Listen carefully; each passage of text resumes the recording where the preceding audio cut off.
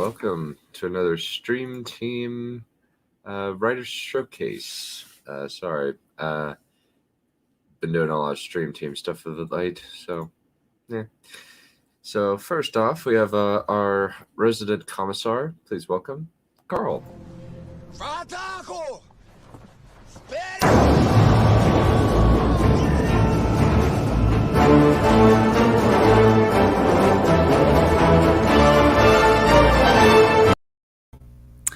Hey folks, I'm back.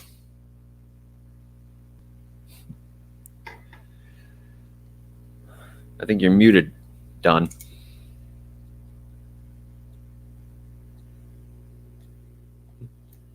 You're still muted.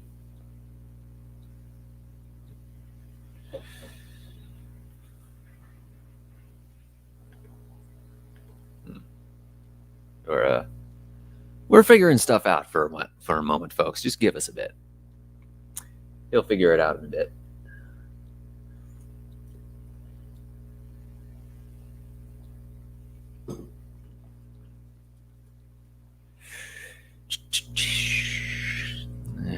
Anybody read any good books lately?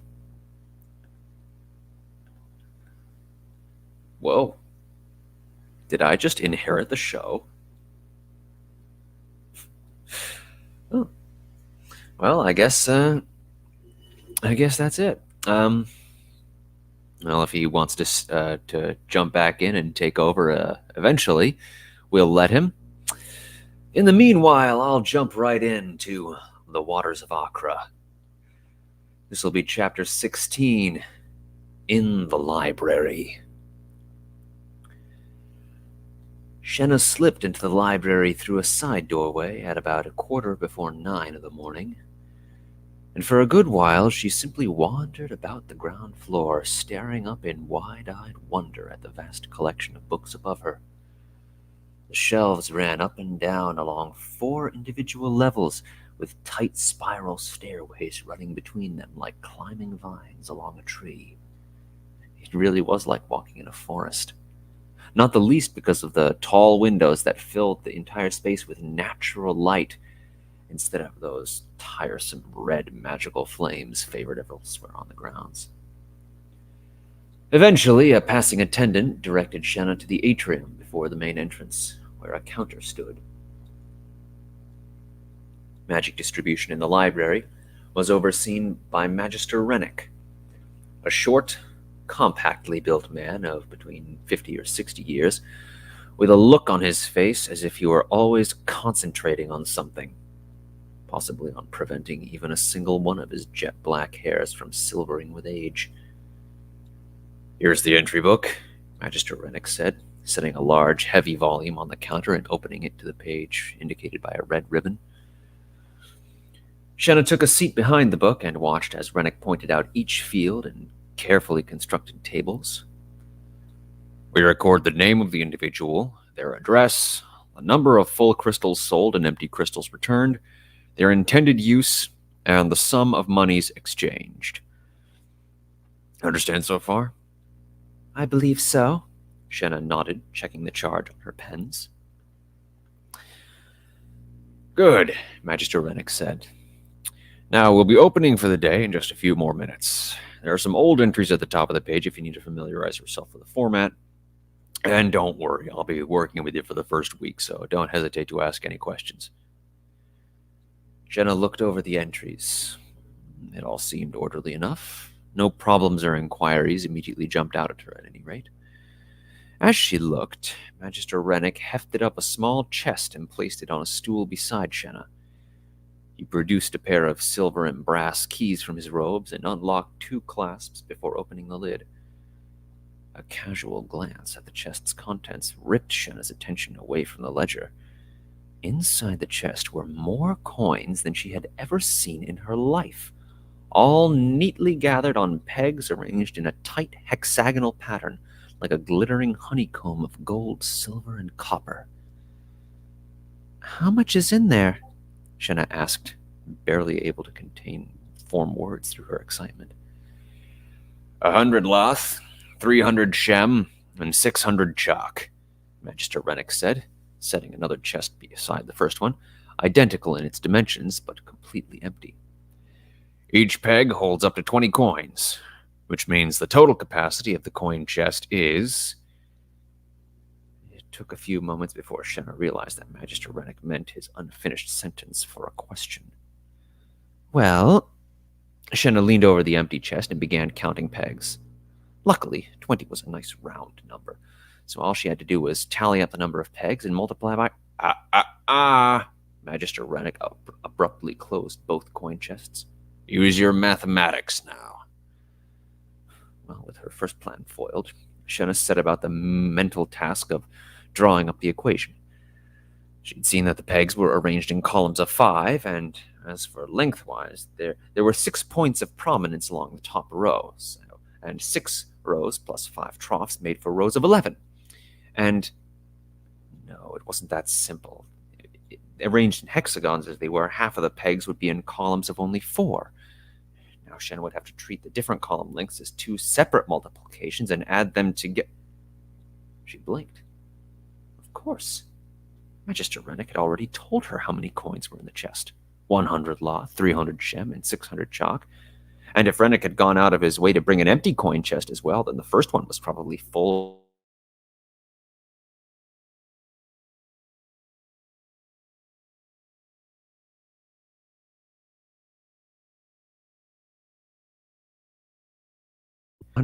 Good. Magister Rennick nodded slowly. And with 20 coins to a peg, how many pegs does that make? 1,000 divided by 20? Well, that was the same as 100 divided by 2. 50 pegs, Shenna said, much quicker this time. Rennick nodded again, a subtle smile spreading across his face. Magister Forlex speaks highly of your abilities. I understand you made quite a spectacular recovery after your first few weeks. That's correct, Magister, Shenna said. Magister Rennick bent down and hoisted one last chest onto the counter.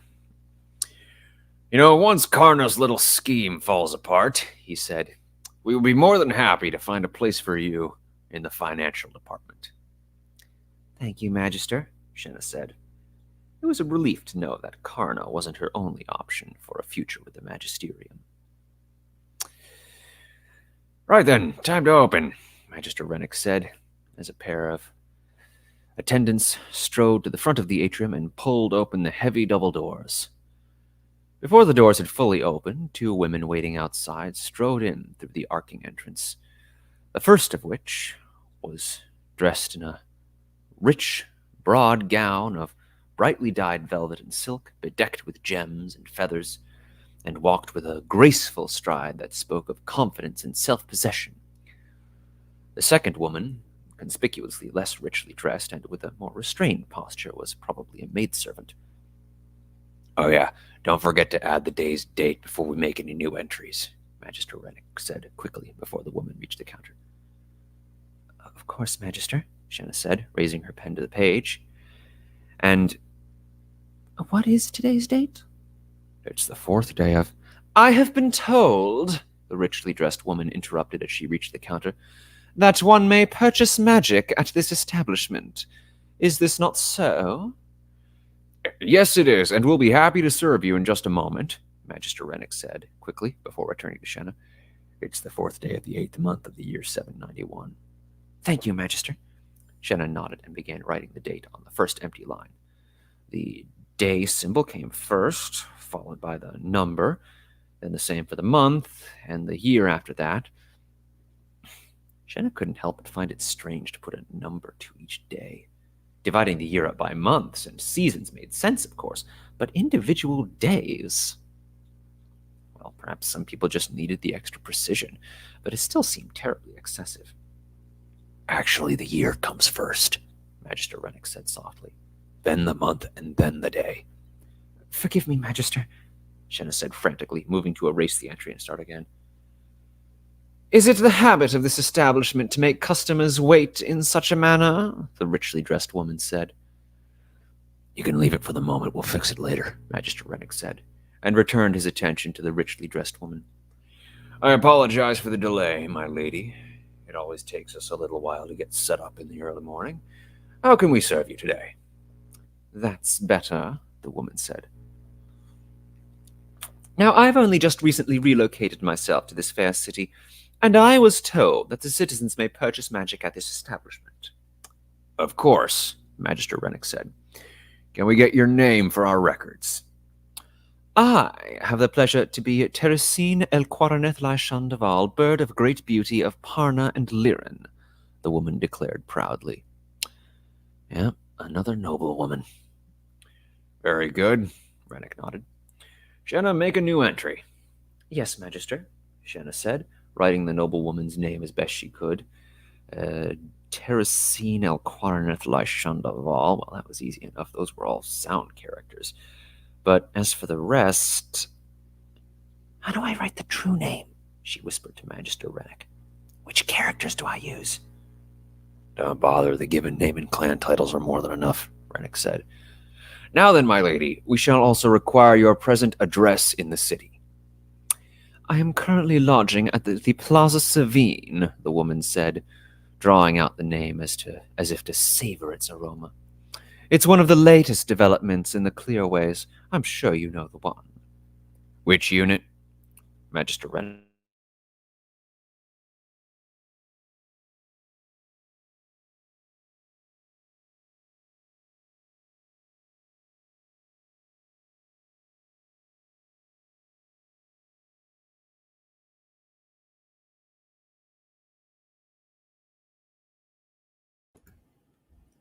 You're not making any sound.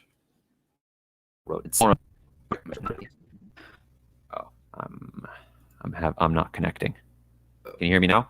Yes, we can hear you now. It's just for I think 15 to 20 seconds. Okay. I think there was a ever so slight mute, and then there was a little bit of roboting, but now it's fine. All right. Okay. All right. We'll also require your present address in the city. I am currently lodging at the Plaza Savine, the noblewoman said, drawing out the name as if to savor its fine aroma. It's one of the latest developments in the Clearways. I'm sure you know the one. Which unit? Magister Rennick asked as Shenna wrote down the entry. 9, the noblewoman added sullenly. Shenna couldn't tell if the woman was more offended by having to give her unit number or by Rennick's obvious ambivalence toward the matter of the splenditude of her lodgings. All right, Magister Rennick nodded as Shenna finished recording the address. And how many crystals will you be purchasing today, my lady? The noblewoman paused theatrically. Do you know, I'm not entirely sure. Perhaps you can help me decide. We provide 2 different sizes of crystal here, Magister Rennick said, reaching into a large chest atop the counter. A moment later, he pulled out 2 brilliantly glowing crystals, brighter than Shenna had ever seen at Mistress Morana's. One, the size of a finger bone, the other large enough to fit snugly inside a person's palm. Our small grade units are 1 shem each, and the full grades are 30 shem. Since you're newly arrived in Accra, I'm going to assume you won't be trading in any spent crystals today. Is that accurate? It is, the noblewoman said. That in that case, we must also impose a surcharge for each new crystal in order to cover the cost of production. 2 chalk for the small grade and 15 chalk for the full grade. I see, the noblewoman said carefully. Well, in that case, we shall take one of the larger ones. It's better to have and not need. Just the one? Magister Rennick asked as he placed the smaller crystal back into the chest. For now, I believe so. And what shall we put down as the intended use of this magic? I don't see how that information is any of your affair, the noblewoman huffed. I'm afraid it's a non-negotiable component of the procedure, Magister Rennick said, his voice subtly tinged with the sadistic delight of a bureaucrat. My hands are tied, and I am not in the least bit sorry for you. Well, the noblewoman glanced at the maidservant standing beside her. Various household applications, I suppose. I'm not entirely sure how it works. Oh, that's quite enough for our records, Magister Rennick said. Your price comes to 30 shem 15. The woman nodded and turned her head ever so slightly to the maidservant. though still without looking directly at her. "Give him the money, girl." At this command, the maidservant stepped forward and produced a coin string and placed it on the counter. The only object the string held was a single glittering diamond held on a delicate loop of gold and silver. "I trust you shall find this more than sufficient," the noblewoman said. "It's not ideal," Magister Rennick said, "but we can manage." He picked up the gemstone and slipped it off the end of the now empty coin belt, while handing the glowing crystal to the maidservant. "Shenna, please count out a return sum of..." He hesitated for a moment, clearly forcing down a frustrated sigh. "A return sum of 59 lath 29 and 45. 59 lath, 29 shem, and 45 chak? "Yes, Magister, Shenna said, dreading the prospect of counting out so many coins. Still, an order was an order. Nothing else to do but get started doing it. She turned to the coin chest and began to count out the coins one by one. Eventually, she reached the bottom of the first stack of lath. Sure enough, it was an even 20 coins, and slid them onto the empty coin string. This was going to take forever.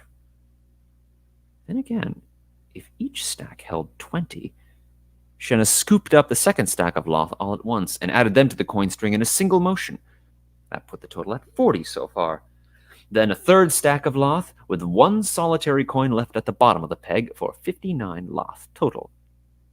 Yes, it was much faster this way. Now, onto the 29 shem. "Is your girl always this sluggish about her duties?" the noblewoman groaned. "She's quicker of study than most I've known," Magister Rennick said. "Well, I certainly hope that a more diligent class of servant is to be found in Acre," the noblewoman said. "It will be most dreadfully inconvenient were I forced to import the rest of my..." "Done!" Shenna announced, perhaps a little louder than was necessary, as she slid the last bunch of copper chalk onto the coin string. 59 lath, 29 and 45. The maidservant scooped up the coin string and returned to her mistress's side. "Well, then, I believe that concludes our dealings for the moment," the noblewoman said. "Blessings of the day be upon you both. Come along now, girl." And with that, the two of them turned about and departed from the library. Shenna glanced up at Magister Rennick. His face was contorted with frustration, and his hand was planted on his forehead as though to massage away a headache. "I'm sorry, Magister," Shenna offered meekly. "Eh?" The man glanced down at her. "I'm sorry that I wasn't as quick as I should have been."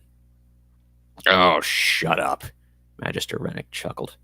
"I'm sorry I didn't pick up that coin string and whip that overbred harridan right out of the city, all the way back to whatever palace she slithered out from underneath." Shenna couldn't help but laugh at that. "I mean, really," Magister Rennick said, holding up the gold and silver-bound diamond. "What kind of idiot uses one of these to pay for something less than a single lath?" "What is it?" Shenna asked. "A diamond Raj," Magister Rennick said, passing the bauble to Shenna. "The bank started minting them a few years ago up in Gold River. It's the largest denomination on the market so far. It's worth 60 lath. Shenna turned the gemstone over in her hand. 60 gold lath.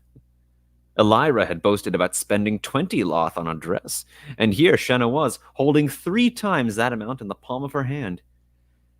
That's... Shenna struggled to find words sufficient to express her amazement, and when none were forthcoming, she finally settled on, "That's quite valuable." "Aye," Magister Rennick said, taking back the gemstone. "So valuable that it's effectively worthless." Shenna blinked. "What do you mean?" "You're from the countryside, aren't you?" Rennick said. "A village along the Red River, if I recall correctly." "Yes," Shenna nodded. "And what sort of coins did you use to conduct your daily affairs? Chalk?" "Harrick, mostly." "1 diamond Raj," Magister Rennick held up the gem, "is worth 12,960,000 steel Harrick." Now, what do you suppose would happen if you were to take one of these into your village marketplace and try to purchase a loaf of bread with it? Or a dozen loaves? Or every single loaf in the marketplace? Jenna barely needed to think the scenario over. Dorwin the baker had been notorious in Riverwatch for only accepting Harak at his shop. Many other merchants in town would give customers dirty looks if they used a chalk for a trifling purpose. They probably wouldn't accept it, Shenna said. Of course not, Magister Rennick said. And that's the problem. Money only has value when it changes hands. And yet, this carries so much value that it can't actually be exchanged. So what use is it? Even here in Accra, the return sum from a single Raj would ruin most smaller merchants. Just look at what it's done to us. We're already down more than half of our lath. Shenna glanced down at the coin chest. Sure enough, 5 pegs were now fully bare, with a further 3 half empty or more. If there was a honeycomb, then it looked like a bear had come along and taken a handsome swipe out of it. If they're so hard for people to use, then why make them at all? Shenna asked. Oh, they have their place, to be sure, Magister Rennick said. They're convenient for people who trade in large sums of money. Wholesale merchants, industrialists, traders, the Angara Consortium, estate speculators, nobility looking to show off their wealth. If you're interested, I hold a series of lectures every spring on the subject of currency theory. You're more than welcome to drop in if you want. I'm sure I would love to, Shenna said. The inner workings of money wasn't a subject she'd ever given much thought to, but Magister Rennick's passion on the subject was clear enough. More customers trickled in as the morning went on, and to Shenna's relief, none of them were as difficult or demanding as the first. Some customers simply waited in patient silence as Shenna went about filling the entries.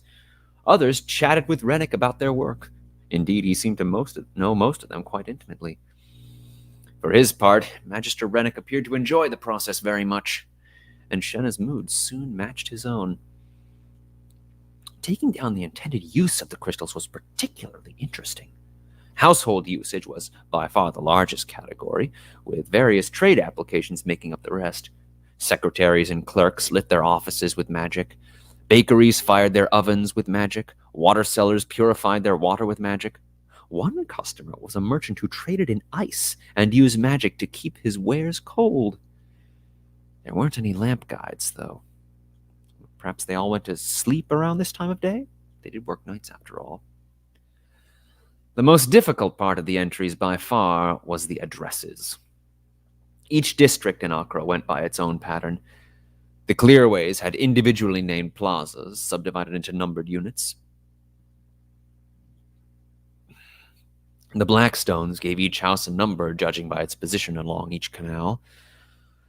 Some people lodged in apartments above a shop in Lakeshore, Taylor's Landing, or Gold River, and could only give out the name of the shop for the address. And the old city was a tangle of several different systems,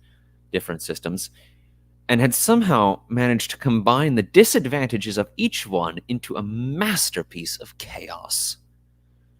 Still, as long as it worked.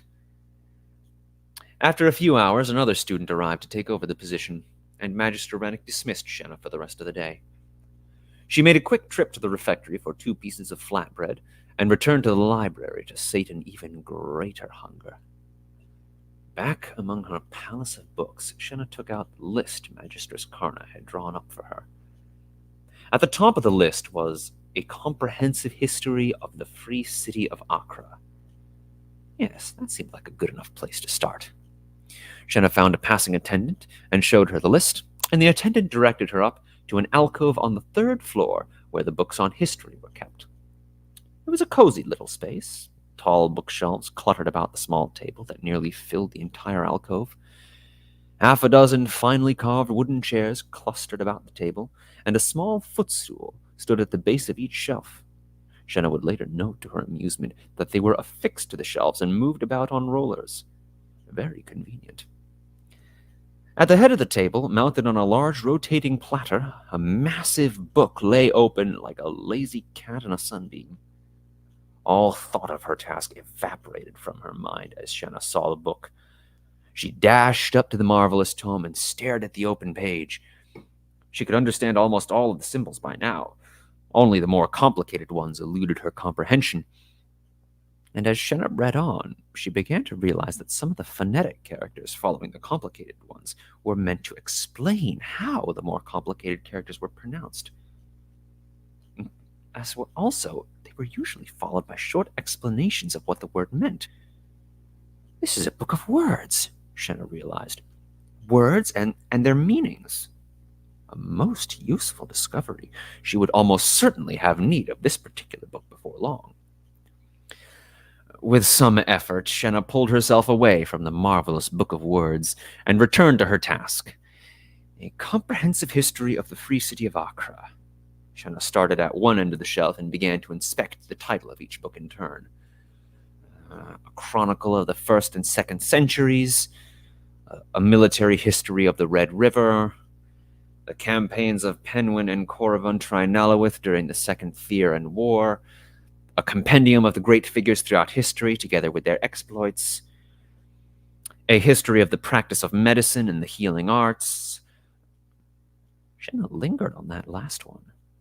Medicine and the healing arts. That had been her job back in Riverwatch. What sort of insights were locked away in that book? Had Shenna been practicing the art correctly? Were there ways she might have improved her craft?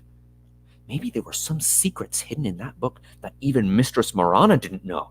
Oh, she had to take a look. Shenna placed her hand on the spine of the book, but stopped just short of pulling it off the shelf. No, she had an assignment to be about, and it was best not to become sidetracked this early on.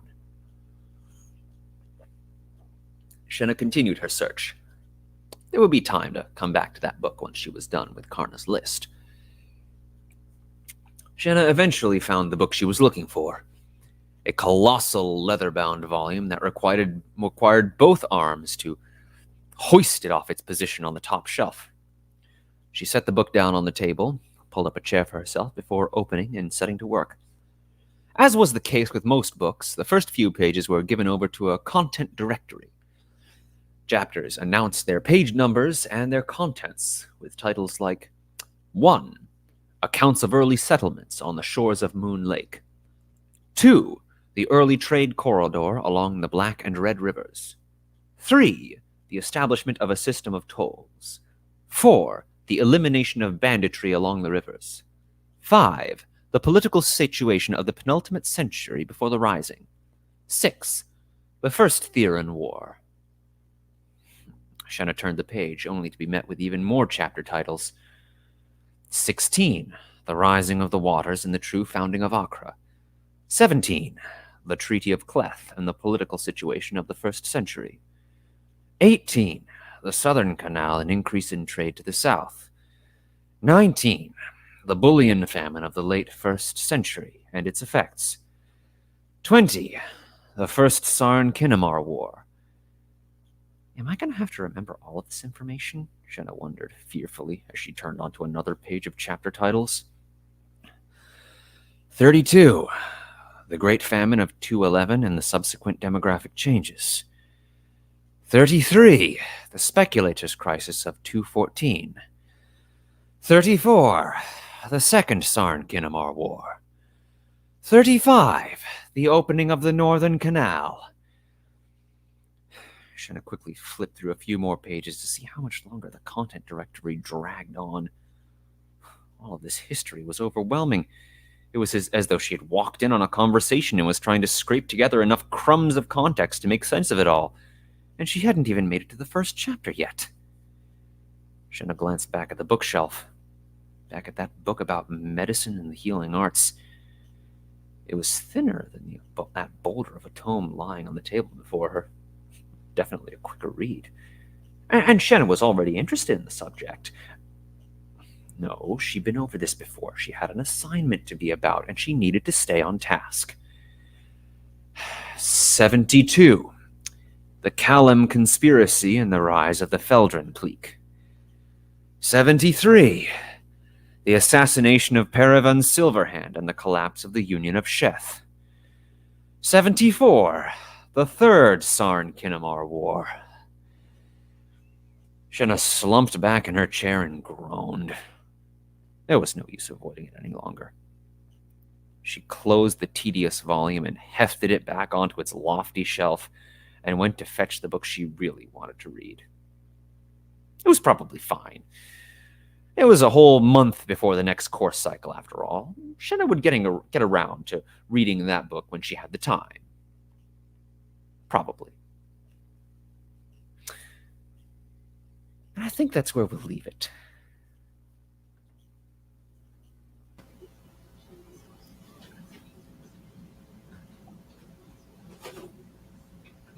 I like it. There's a lot of like kind of world teaching about surplus value. I was just like, it's interesting kind of like how you've set up your monetary system and little things about how what is it? Shenna's kind of doing a little office job. Yeah, I know. I don't know. Has anyone read the Saga of Recluse? It's one of the. It gets into one of the later books in the series, where this one character. I honestly have taken a lot of inspiration from the Saga of Recluse, and one of the things that I always liked about this one particular book in the series is when a character goes off to join the Society of Mages that runs the city of Fairhaven. The first job they give him is cleaning up the sewers. Of course. Yeah, and you think, well, why? Why would you do that? Why would you subject this poor, innocent YA protagonist to cleaning up literal shit? And then you think about it a little bit more, and then you think, I mean, it is kind of essential. And by the end of the 2-book series that character is basically the POV character for, you end up thinking, yeah, that actually really, really makes a lot of sense, and it just really makes the world feel alive.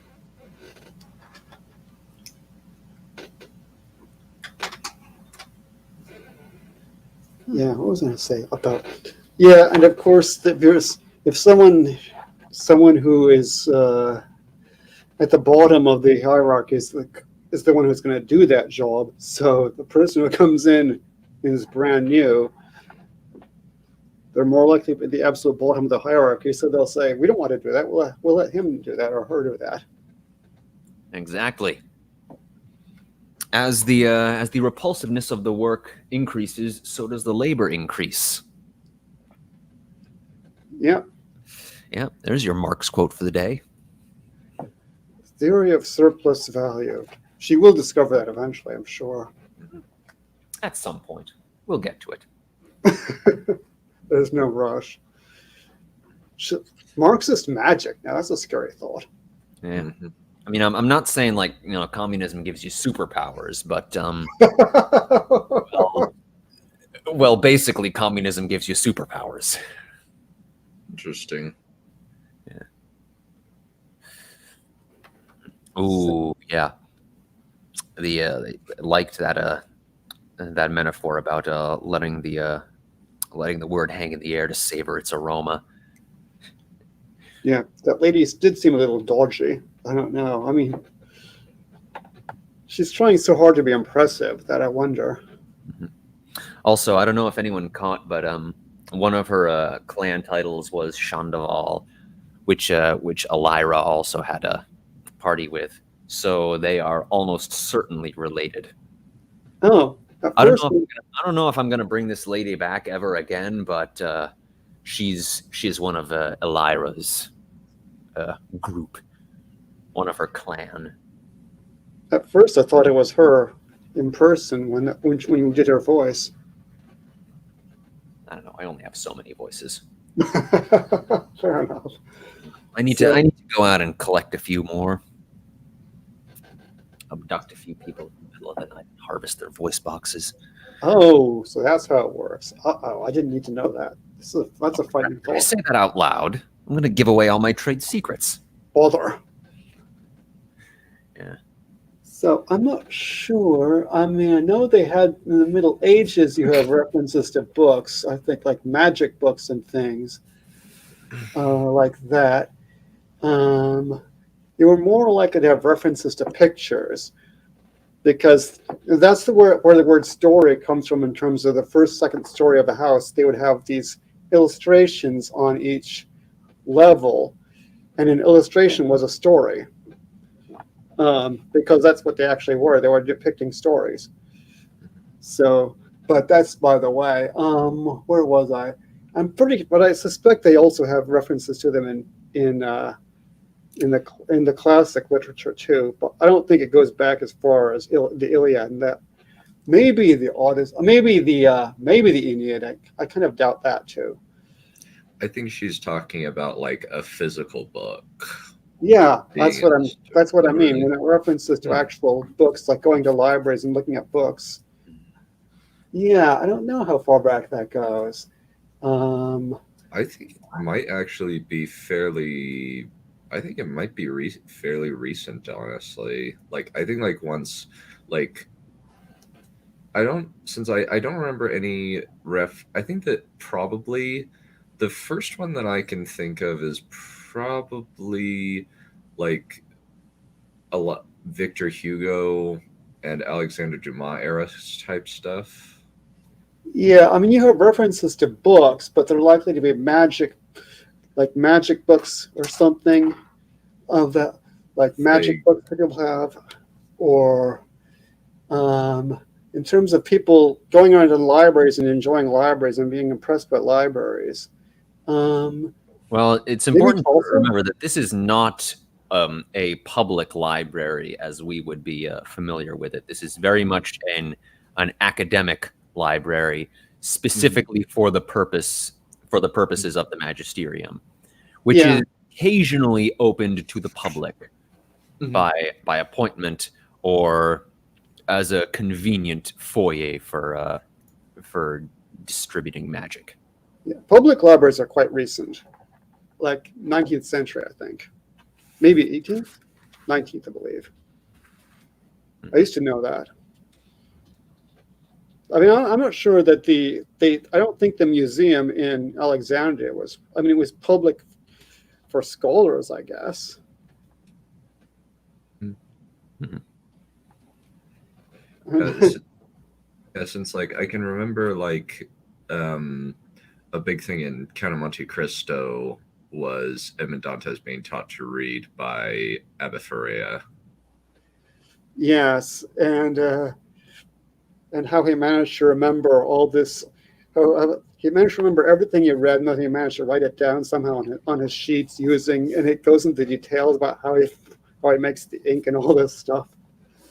Wasn't it like his own blood or something? Was it? Maybe. It's in the film. I remember that they make candles using rat skulls. That's metal. Seems reasonable. Fuck. Yeah. Hmm. Oh Yeah. yeah. That's another thing. I've mentioned this earlier. The writing system of Acre is really complicated, and it is so by design to prevent people from accidentally learning how to read. Mm. Yeah, Very much a form of information control. it sounded like it was a similar to the ancient Egyptian Maya. Um, it's like all the ancient systems. They have a combination of logographic and phonetic. Yeah, very much so. Yeah, and that's been the norm historically until recent times. Yeah. Relatively recent, anyway. I mean, I don't know if you'd call 8th century BC recent, but Well, recent to some people. Mhm. All right, Balerion, I think you're next. yeah, I'm going to have to be this will have to be brief because I need to get my lunch. Um, unfortunately, I wasn't even on when Brightlord died, so I wasn't able to do mine earlier. Oh, I can do your intro now. Oh, I don't need my intro. I don't have time. It's just that. Just look. What do you see?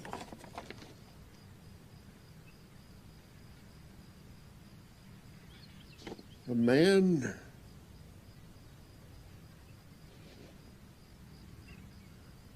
Fucking a horse. Yeah. Well, it could be worse. Daddy, would you like some sausage? No, die screaming. Kill him dead. So.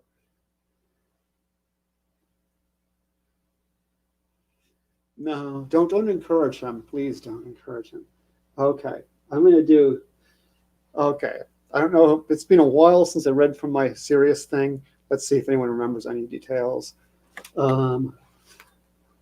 Lady Margaret, Margaret and Barama, they had their fathers were killed by the emperor because the emperor was lusting after them, and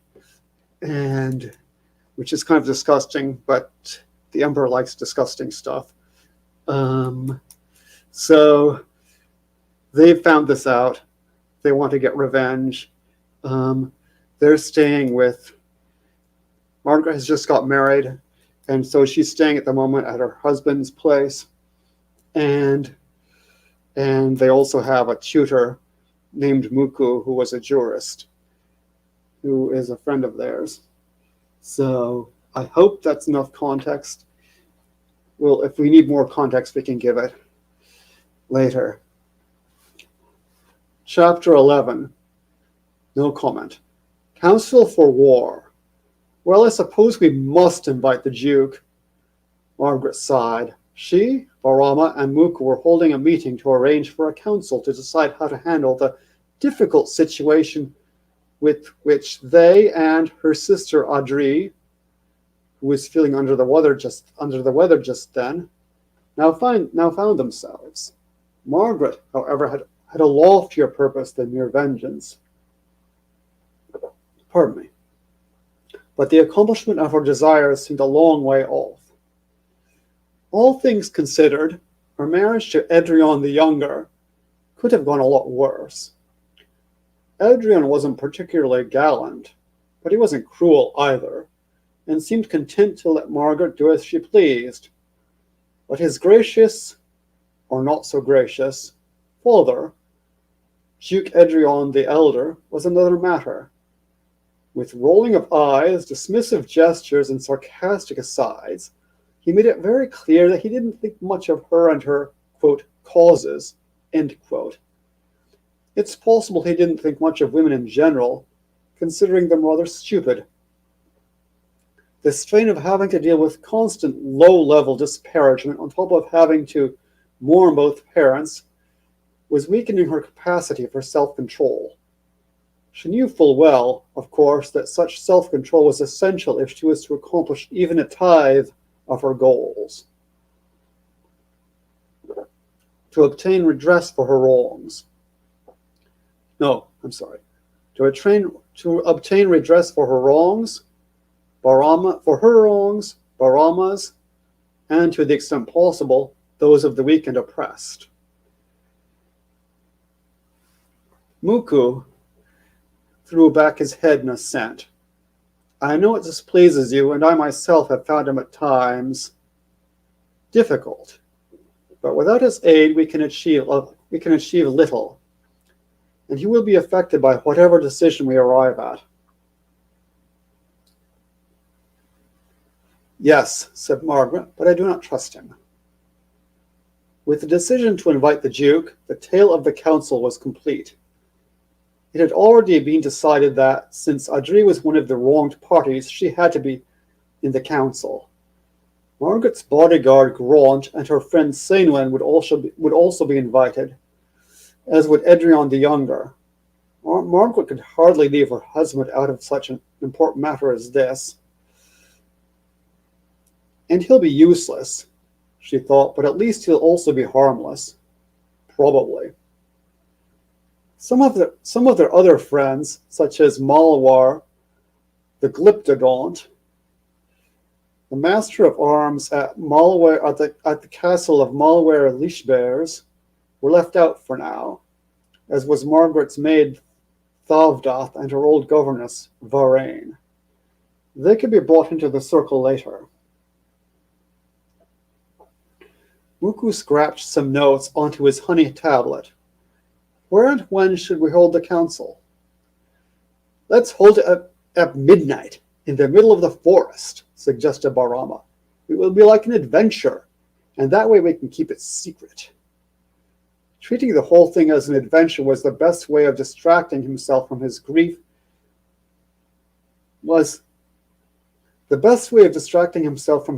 he could come up with. Perhaps he was trying too hard. His smile was a tad forced.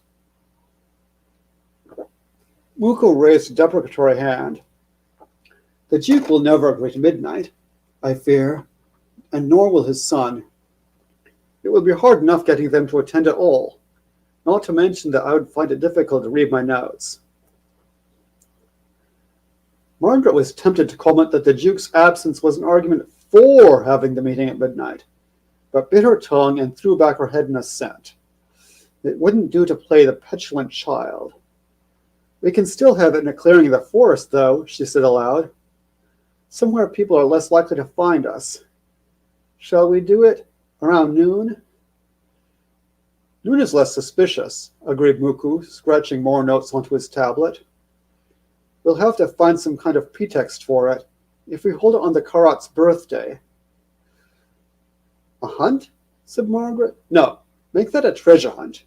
We don't want a lot of loud baying hounds and screeching falcons with us, or barking otters. Barama scratched his head thoughtfully. If we can somehow keep the others away, he was silent for a moment. I know. Let's make it a special masquerade hunt. Yes, Margaret pounded her fists. Whether from excitement or from anger, even she wouldn't have been able to say. Perhaps both. She had not forgotten her grief, but the thought of doing something, anything, did provide some small consolation. And everyone's disguise will be kept secret, so no one will know. But those of us who are attending the council must have a secret sign so that we can recognize each other when we reach the clearing. We can do it in the 7th clearing of the southern forest. Not many people go there. I'll have Thavdath read out the invitations while she's serving supper. She doesn't read very well and is absolutely trustworthy anyway. Barama leaned forward. Let's make everyone at the council wear a red and black mask marked with judgment, said Margaret. What's Turanian for judgment again? Muku raised an eyebrow. Zine. I think we need to do a review of basic vocabulary. Oh yes, of course, I forgot. I've been understandably distracted lately. So let's mark the mask with the Turanian letter Z for judgment. It'll take me a while to draw up notes for the meeting, said Muku. So let's do it in a few weeks. Everyone agreed to this, and they went back to their lessons. Turanian nouns were a riot. So at supper on the 7th of Karayura, around 11th of November, Edrion the Younger made the announcement that a masquerade would be held the next day in honor of the feast of the Karat's birthday. To avert suspicion while at the same time preventing any unauthorized persons from attending the council, he further announced there would be a treasure hunt in the morning, which would explain why people were in the forest, and that at noon there would be a ball in the ducal ballroom on the 2nd story of the castle, so that all should have returned to the castle by then.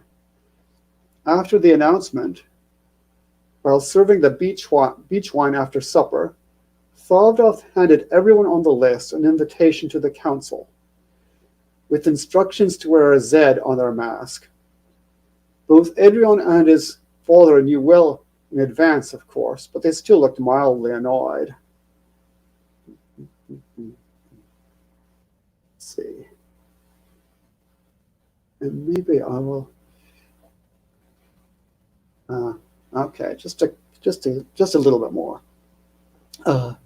Margaret and Adri woke up early the next day, kissed their palham, that is their guardian spirits, and said, not actual guardian spirits, kind of like images of them, and said a brief prayer to Ikara and his parents for guidance. Mother gave me my palcha when I was an infant, said Margaret when they were finished. So she told me.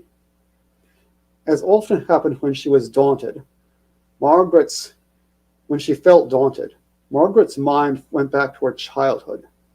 She had felt so much braver then. How was she to face all these challenges without her parents? She clasped her hands in an effort to pull herself together. Now was not the time to be a coward. Mine too, said Adri, trying to steady her voice, with mixed success. She had never felt particularly brave, and felt if anything less brave now, but did her best. Did Governess Varane make them? I think so. Tears began to well up in Adri's eyes. Enough, said Margaret, gently but firmly. We have wept for months now, and I dare say shall again. For now we must be strong, for the council. Adri dried her tears. I'm sorry. I'll try. Don't be sorry. Margaret kissed her sister with the eyelashes. Come, we must go to breakfast. Afterwards we shall don our masks and go hunting for justice. She hoped she sounded stronger than she felt. Adri stifled a sigh and followed her sister to the parlor, where they took a frugal breakfast. And I'm going to have to stop there, because I'm going to have to go to lunch shortly. With and on, they use their eyelashes to kiss each other with. Oh, okay. Interesting. I can't remember that being a part of the story before, but maybe I missed it. Either that or it's been like a while. We had a couple of cancellations last month, so it's been a while since I read from this thing, and it's not something I bring up very often. Yeah. So I probably missed some stuff, but if I remember, it was they're at this point they're still kind of picking up the pieces after that shock of those other guys being executed by the Emperor's command. Yes. Right. So that's really where we are. Yeah, they just found out that their fathers got murdered. Executed, murdered, and that The difference is so minimal as to be negligent. In this particular case, it's basically a judicial murder, and also on top of that, they got a funeral for dishonored noble. So they didn't even get a. I mean, they got a funeral, but it was hardly the dignified ceremony they deserved. No. There's various ways they show it's like, I don't remember all the details. I think there's a bunch of different ways to do things. There's certain things that you leave out. They didn't put the flowers of some of the on the bodies and things, various other things. There's a whole bunch of things. I don't remember all the details. There are a lot of details, though. So hopefully I'm sorry there was a short one this time, but hopefully that was clear enough That was fairly clear. Yeah, I think I understood it. Yeah. Yeah, okay. I got the context pretty well. Yeah. So so what there was of it wasn't too bad then. No, Not really. I think that's definitely clear that they're trying to figure out how to get their own back against the king or the emperor or whatever. That's what I got out of it. Yeah, that's this. Yeah, and they're going to have a council. Also, the Duke's a little bit of a jerk. The Duke is her father-in-law. There's two Edrions. There's Duke Edrion, who's her father-in-law, and there's Edrion the Younger, who's her husband. And they're both out in Darzaz, which is kind of remote. And they both have kind of annoying attitudes. And one is definitely not very attentive. Yeah, her husband's kind of,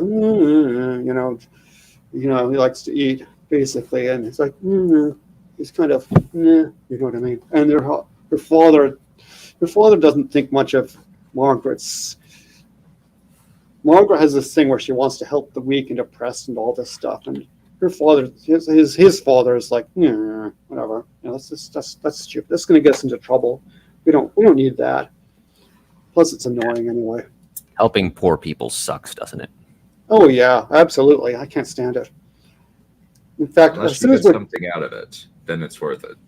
as soon as we're done with this, I'm going to go and beat up some poor people. Strip them of their money. Yeah, I can't wait. And then I'm going to spend it on something expensive. I didn't want to flash in their eyes.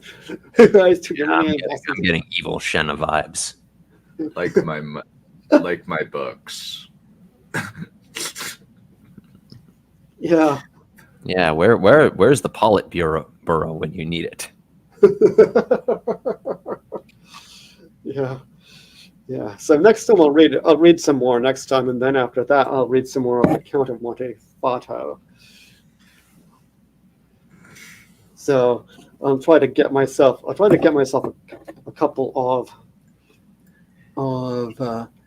what you call them, slots. How did we get from Marxist economics to robbing the poor? No idea. Yeah, I don't know. We just I'm all over the place. Yeah. Ready? I will get started.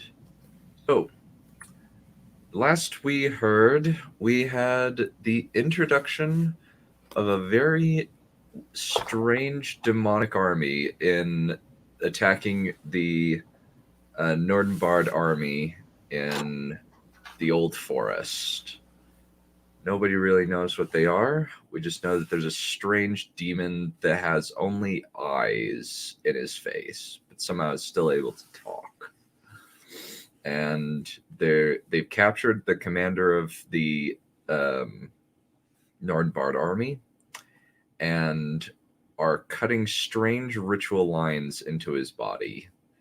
And don't quite know why, other than they believe that he is meant to be some kind of sacrifice for something, an ancient god, to bring him back. That's the main thing.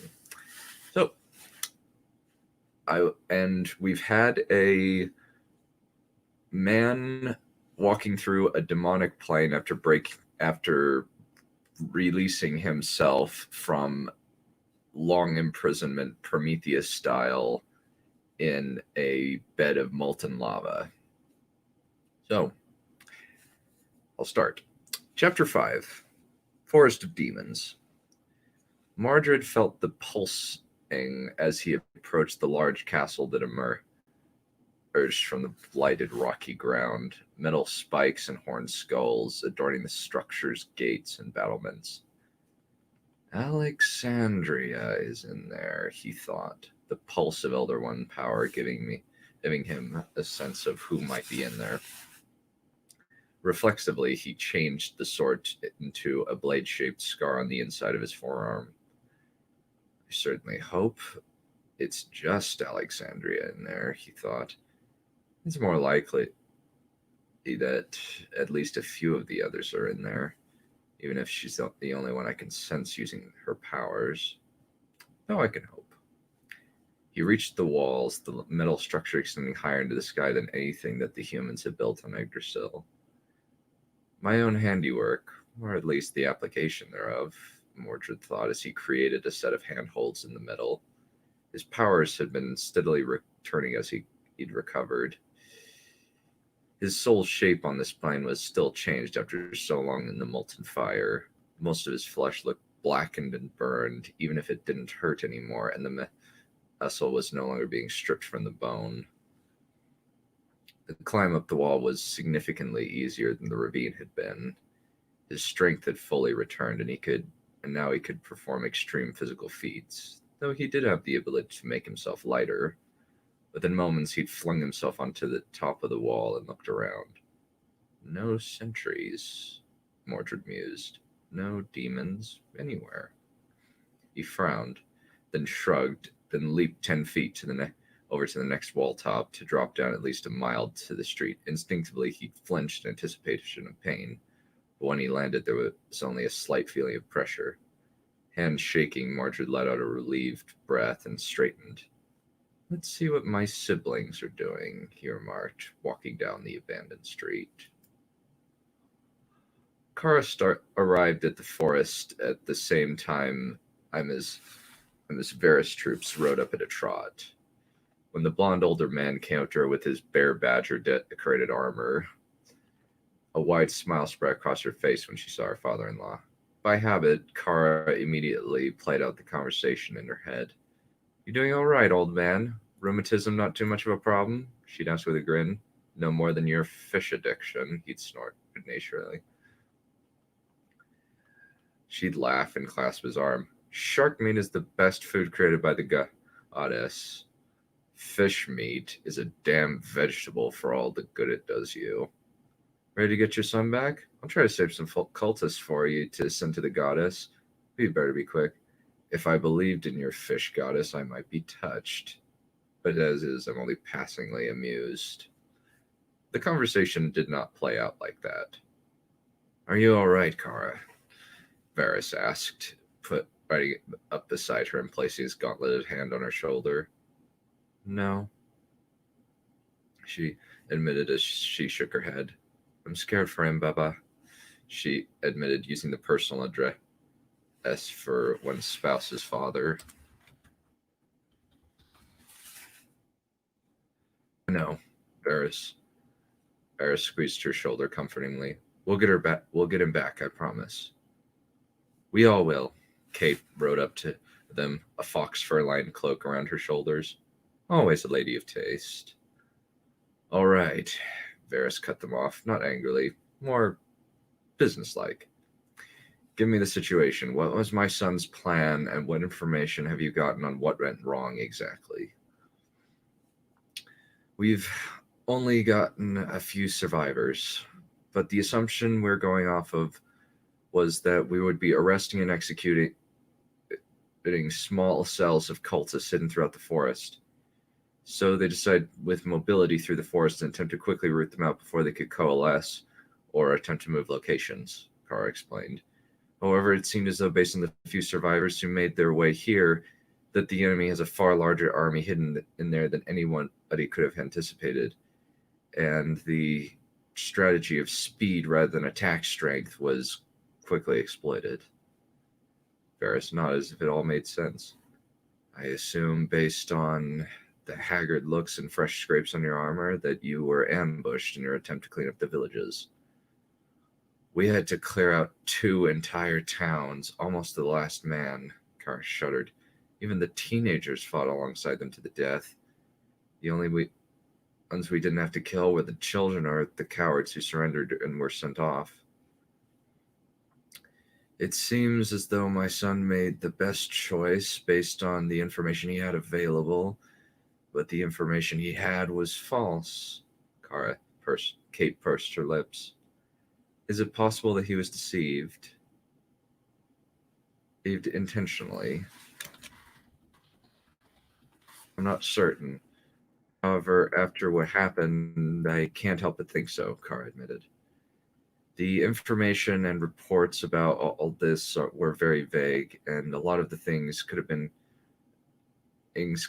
concealed from us in order to attempt a series of betrayals. Varys stroked his beard, clearly thinking through all the information presented. So, based on your reports, my guess is that the best strategy is to use a flexible formation, but we need to keep a united, strong front in order to keep the enemy from overwhelming us. Sounds like a good plan, Kara nodded to her father-in-law. I'm willing to give overall command to you during the battle, just as long as I have command over my personal units. I accept that. Varys nodded and turned his horse toward the forest. You ready? Kara followed his example, then fell in behind him next to Kate. Yes, they said in unison. Arthur gritted his teeth as the cultist cut another carefully mapped out line on his face. They'd carefully cleaned him and cauterized every single wound he'd sustained, ensuring they didn't have to worry about missing a cut or putting the knife in the wrong place. After what felt like days of them carefully cutting into him, he felt simply numb. The strange, featureless creature, Ilgamar, was observing the work from his standing position. Red eyes slightly narrowed. You're doing well, he remarked as another cut went down Arthur's leg. Arthur had no idea how he was able to speak without a mouth, but sound still came out of him regardless. Face stiff, Arthur glared at the demon through pain-riddled eyes. Casually, Gilgamar nodded to the cultists, who bowed and backed away after cauterizing the latest incisions. It's only a few more hours before we're ready to bring Siegfried into this world. The blue demon tilted his head as he approached Arthur, their expression unreadable without a nose or mouth. For the first time, Arthur noticed that its head was covered with a strange spiked helmet. Since you will be killed during the ritual, it only makes sense for me to offer you some measure of release before your death. Idly, he hooked his clawed finger under Arthur's gag and cut it free. You couldn't have done that earlier. Arthur coughed, finally able to take in a proper breath through his mouth after a long time, and without that luxury. No, you needed to be awake so that we could make sure that you were alive. Gilgamar tilted his head. So, what do you wish as your vision until your death?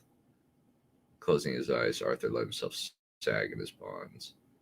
I just want to see my wife. Gilgamar nodded, then placed the print of his finger against Arthur's forehead. It is yours. Instantly, Arthur was sitting in an open field, nobody around him but Kara sitting next to him. I remember this, Arthur thought. This was just after we got married. Me and Kara were staying in a small manor out in the countryside. You all right? Kara asked. You seem worried. Arthur let himself drink in the sight of her. She was so beautiful, with her light brown skin and long hair. She was wearing a simple sleeveless white dress that came down to her calves, but that just let her natural beauty shine through. I'm all right, Arthur said, letting his worries about what was about to happen to him fade away as he looked into her eyes. I'm with you. Smiling as she leaned forward and kissed him. Eyes glaring into the mist, Kara ran her hand down the hilt of her sword, taking comfort in having the... Kate had her hand upraised, a large ball of light over her palm, spreading a wide pool of illumination around them without being blinding. Mages were scattered throughout the ranks of the troops, all in readiness to enhance the soldiers with fear stripping or strength boosting, or a variety of other magics. I wish we had Lylana here, Kara murmured. The mage preceptor had been with one of the armies that had gone to the forest, since her powerful elemental magic would be extremely useful as a means of destroying the enemy forces.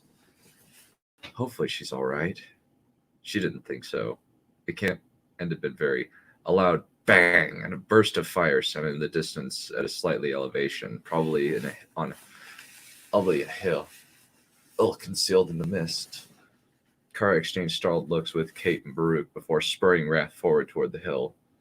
A haggard group of soldiers and mages were defending the hill from a group of. Kara could only describe the things attacking them as monsters. Not like a giant with its tusks and shaggy fur, or a dragon. These things were creatures out of nightmare.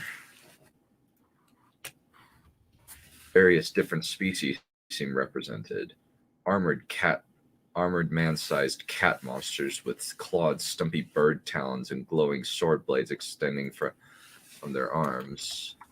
Man-shaped creatures with skull-like fanged faces covered by a thin layer of purple and gray leathery flesh.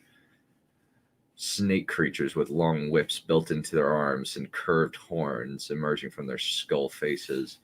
The largest one were 7 feet tall monsters with bull horns and sharp fangs, massive cloven hooves supporting their monstrous weight. Or there seemed to be 2 varieties.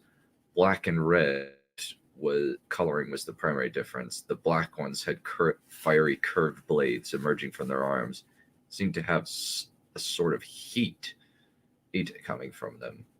Sometimes they hurled fire from their fists or simply slashed at their enemies with the long arm blades, but Lilana and her mages were holding the monsters off with blast of fire and earth, while the other mages were doing what they could to fearmonger the demons and boost the strength of the soldiers fighting. "Archers!" Kara yelled, pulling her longbow from her saddle and knocking an arrow to the string. "Start firing into the demons at will! Halberdiers, move to the front and prepare to advance! Cavalry, guard the flanks and get ready to charge!" In unison, the highly disciplined Nordenbarden troops came forward and quickly formed into the battle line, with the halberdiers in front, poleaxes ready to skewer or hack as needed. Kara rode to one of the cavalry units, Baruch running at her side. "Loose!" she yelled, suiting her to action by settling into the stirrups and loosing shaft after shaft into this enemy's ranks. Then, once they were softened up, she put her bow in the saddle strap and readied her glaive. The long sword blade of the weapon seemed to glow with a straight, light blue light, especially along the words carved into the back of the blade. No one knew what those words meant, only that they marked the 3 weapons that Kara carried, along with Baruch's club and bow, as something of the ancient days. With a yell, the cavalry charged forward, mages loosing blasts of elemental power from both sides to cover the horses as they smashed into the demons. Caught out from 2 fronts, the demons decided to turn on the more pressing danger, even if it cost them several of their own in the ensuing brawl. Snarling, Kara drove her sword's blade into the heart of one of the smaller skull-faced muscled demons, then swung the weapon around and sliced the head off a smaller, skinnier purple creature with 6 small bug eyes and long claws at the back swing. Baruch silently waded through the demons with his metal-studded club rising and falling like the hammer of death. Several of the purple creatures started throwing bursts of energy at the Nordenbardens, causing several of Kara's soldiers to fall, clutching burns that oozed violet pus. Sensing the situation, the archers began focusing their attacks on the purple demons, pin-cushioning each target with 12 arrows each. Fire exploded from the trees, then began striking out at the demons, focused primarily on the big hulking ones that are getting closer and closer to the army. Several of them exploded, almost as if the heat of them coupled with the flames caused them to overload with power. However, 3 of the monsters crashed into the packed ranks of halberdiers that were in battle with the demons. The soldiers began ganging up in squads onto the large demons, using their pole arms to skewer the monsters through the leg and back, so that they drive them to the ground where decapitating them would be easiest. But when their blades struck the black bullhorn demons, the steel melted as if it were being thrust into a furnace. Thinking quickly, Kara turned wrath toward one of the monsters and charged it, leveling her glaive. As she got close, she slashed the creature's leg off, then drove the glaive into the back of its head. Gargling, the creature dropped to the ground, dead as last week's catch. Her weapon had taken no damage at all. "Forward!" She could hear Varys yell. "Mages, kill as many as you can! Soldiers, protect the mages at all costs!" The battle was bloody, and by the time it was done, a quarter of her men were dead. But all of the demons had fallen. Body aching and covered in green blood, Kara walked through the battlefield, surveying the carnage all around her. Should I count the demons as souls sent to the goddess? She wondered aloud, glancing down at one of the red bullhorn demons. Eventually, she decided against it. People were all that counted to Dagonia. Finally, she saw Lylana sitting on one of the gray and purple muscular demons, massaging her bare foot, nursing a partially healed scar across her face and a few others on her arms. As Kara got close, the plump preceptor grinned and waved, though she seemed exhausted in the extreme. "Nice of you to sweep in a quite spectacular rescue at the 11th hour," she remarked, pulling her boot off and massaging her other foot. "I lost my horse a while back, had to hoof it for a few days after we got kicked out by some rather angry new tenants. Glad to see you still got your sense of humor despite everything you've been through." Kara smiled and gave her friend a hug. "I don't know where Arthur is, Kara," Lylana said honestly, moving her out to arm's length. "I wasn't with his group.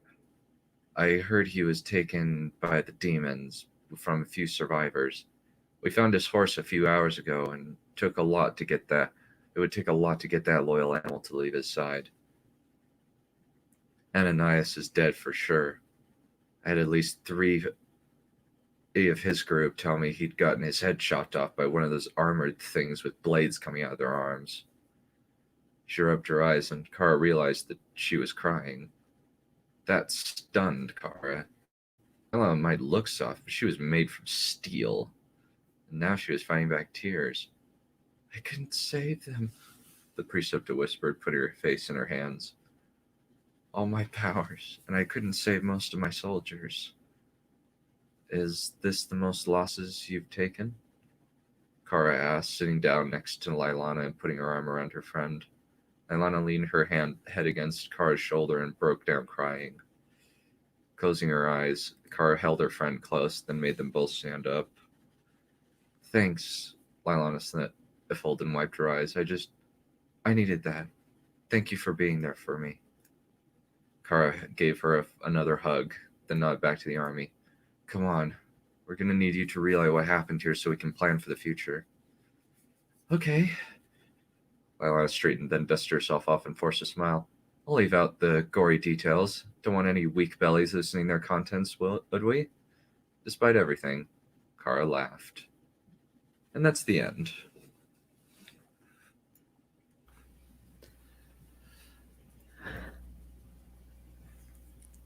So dead people don't count as souls? That sounds like discrimination if I've ever heard it.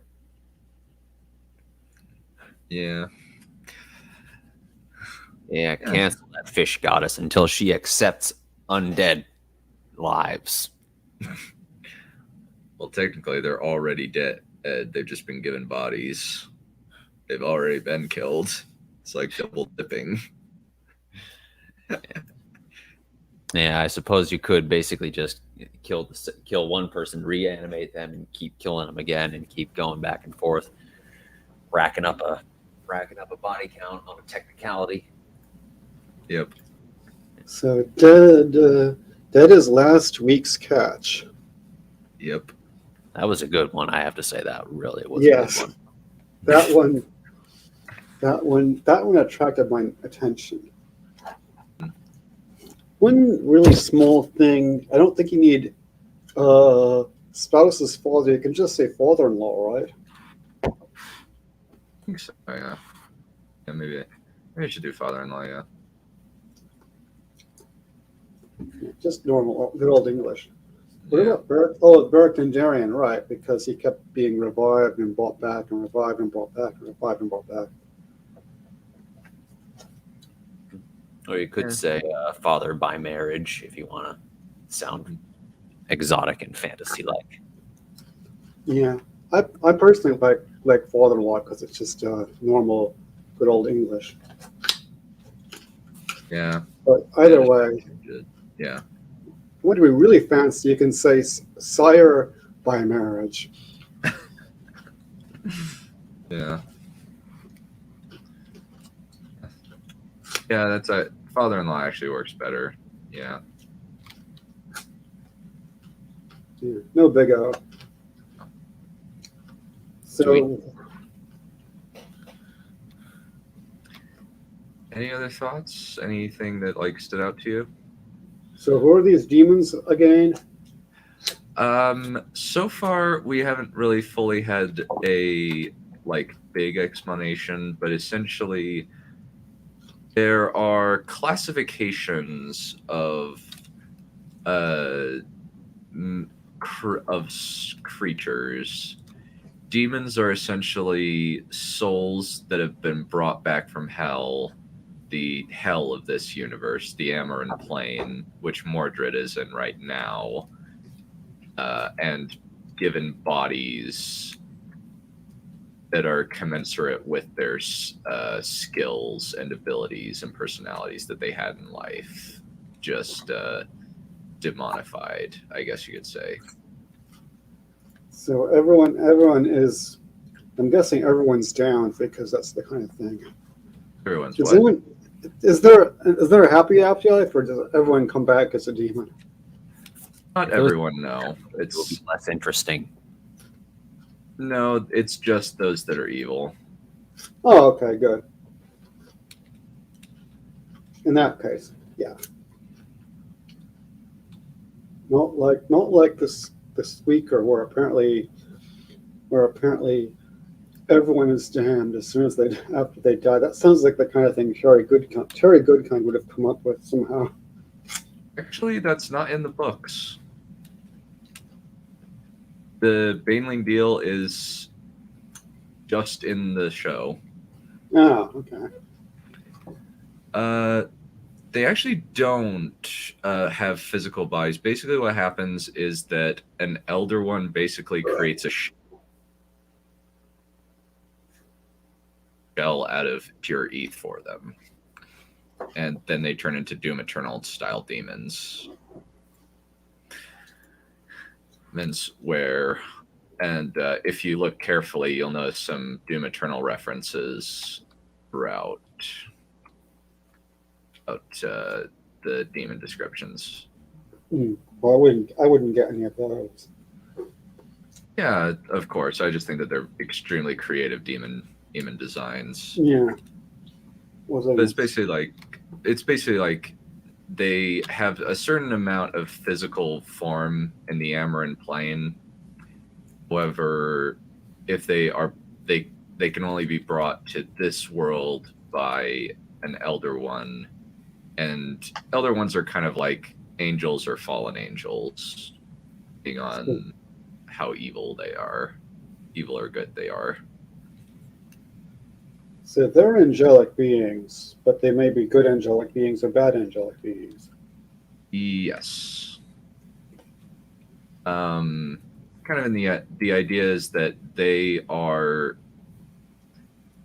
kind of loose spirits that are wandering spirits that are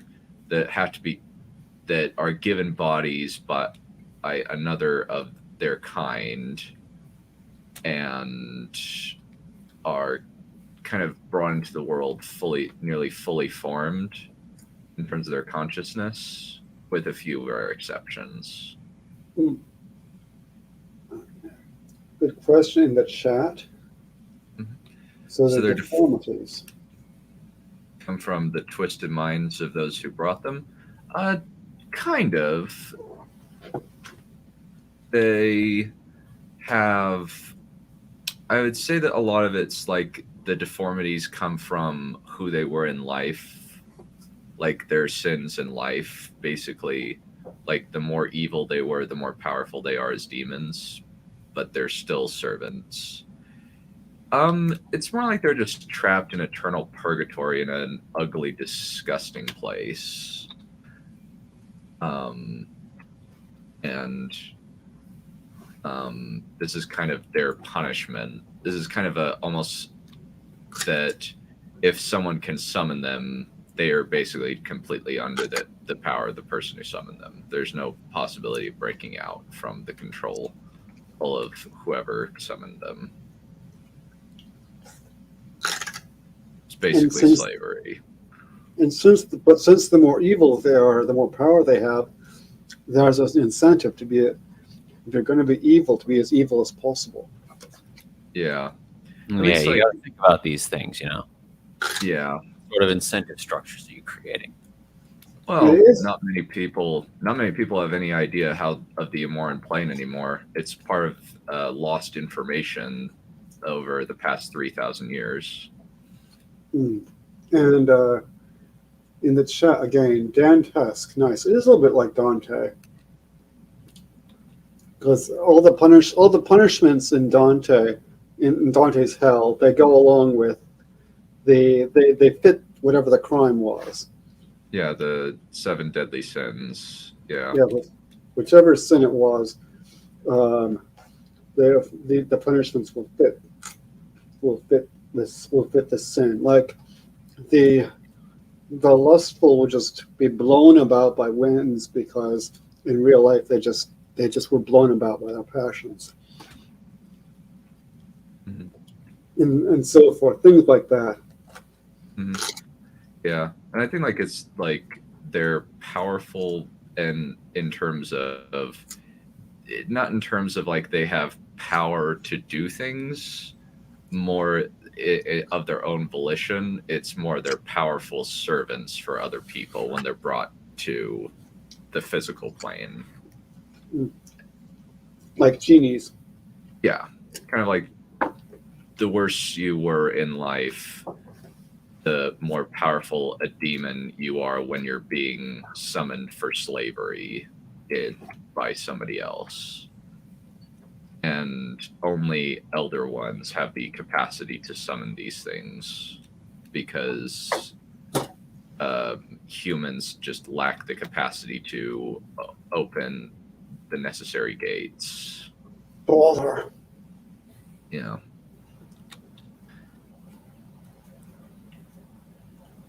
They're also like stripped of a lot of their personality and intelligence. They're basically just animals at this point. They're strong and dangerous animals, but they're just animals. So they have no free will. Nope. None whatsoever. Double bother. I'm thinking of that the thing from Neuromancer with the Dixie Flat line, with a character who is just an imprint of a person, of his brain, and the character is already dead, and he can't add any new memories to himself, so he repeats himself a lot, and it seems really unsettling because he's just a program. Being dead is a bore. Yeah, I know, it sucks, doesn't it? Mm-hmm. Kind of.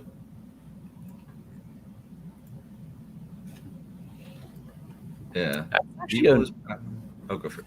Sorry. Yeah, that's a very interesting philosophical conundrum, isn't it? That evil will give you immense power, but you will have no control over it. Mm-hmm.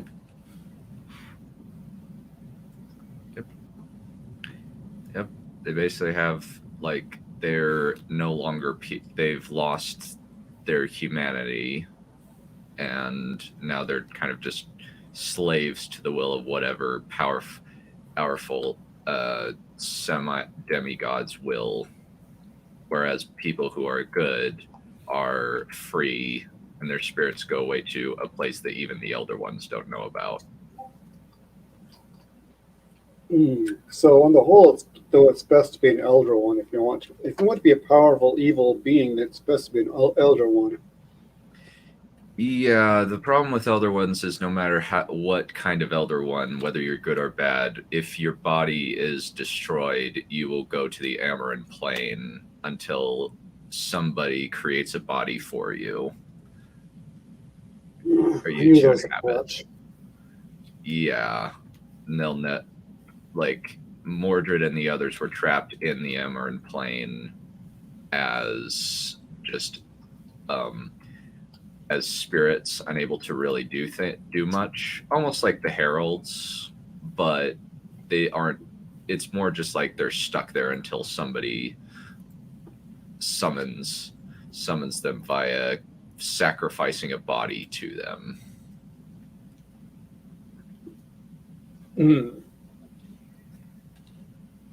Interesting. Yeah, by necessity of like a specific strange rather messy rituals. Beings of purity. That must be a riot. Yeah, mostly like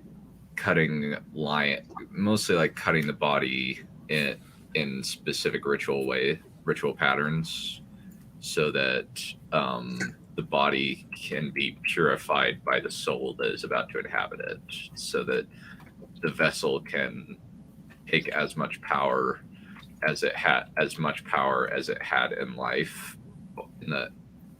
or as it had, even though like a human body is still not as good as the first body that an Elder One inhabited. Think of it like a pitcher in the water, like when before an Elder One had full access to a river. When they get a human body, it's more like they are now using a cup to pull water out of the river, and when they use the power, they have to slowly dump it out back into the river, and then refill the pitcher after a while.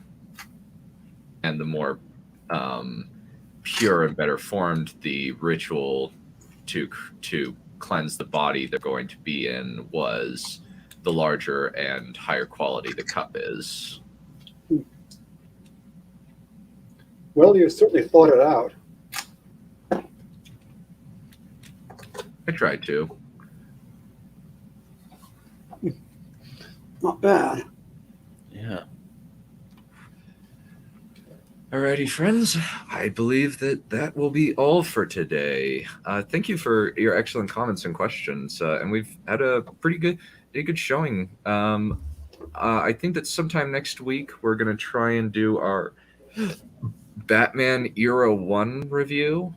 Probably talking about the Burton Batmans and the Schumacher Batmans, which one's definitely better than the other.